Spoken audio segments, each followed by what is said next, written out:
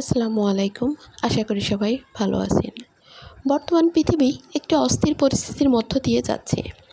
বিশেষ করে ইউক্রেনের যুদ্ধ এবং ইরানের নতুন করে মধ্যপ্রাচ্যের আঞ্চলিক সংঘাত।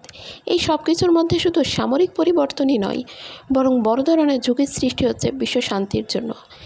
যার জন্য কিন্তু ওই সকল কর্মকাণ্ডে কী ঘটছে এটা নিয়ে আমাদের রয়েছে খুব বেশি আগ্রহ।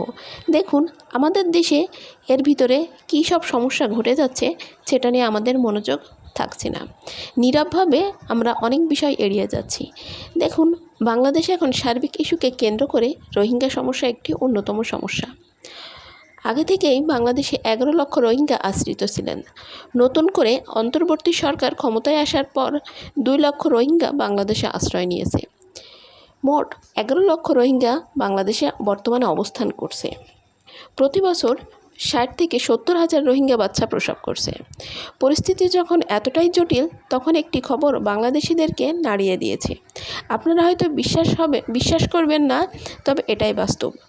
বাংলাদেশ সরকারের অনুমতি নিয়ে এবং জাতিসংঘের অধীনে রোহিঙ্গারা নতুন করে রাজনৈতিক দল গঠন করেছে। নতুন রাজনৈতিক দলের নাম দিয়েছে ARNC, যেটার সম্পূর্ণ নাম আরাকান ন্যাশনাল কাউন্সিল। 100 জনের সদস্য নিয়ে নতুন এই দলটি অনুপ্রবেশ করেছে। 11 লক্ষ রোহিঙ্গা যেখানে বাংলাদেশে আশ্রিত আছেন, সেখানে তাদের খাবারের কোনো চিন্তা নেই। বাংলাদেশ সরকার সহ বিভিন্ন আন্তর্জাতিক সংস্থা তাদেরকে খাদ্য সরবরাহ করে থাকে। তাদের হাতে রয়েছে অফুরন্ত সময় বিভিন্ন ধরনের অপকর্ম করার, এবং বিভিন্ন আন্তর্জাতিক সংস্থা তাদেরকে নিজেদের হাতিয়ার হিসেবে ব্যবহার করতে পারে।